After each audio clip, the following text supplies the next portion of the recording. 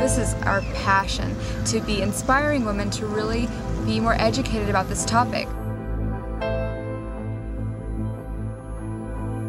You're not only going to be feeling great, more confident, you're also at the same time going to be nourishing your skin and supporting that natural framework of your skin, which is your collagen.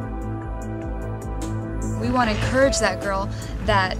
you can also be supporting that beauty from the inside out by what you eat, what you put in your body, what you put on your skin, and all those things will also be encouraging a natural lifestyle, a holistic lifestyle that in turn makes you a happier person. Like when you feel good, when you're healthy, you feel great, you feel more confident, you feel beautiful.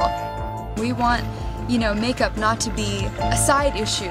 when it comes to health, but that it's right there with all the different health choices you make, that your makeup is right there, that you're making a good choice with what you're putting on your skin, and you know that it's nourishing your body, which is a really amazing thing, because who would have ever thought that mascara would be something that could be good for you?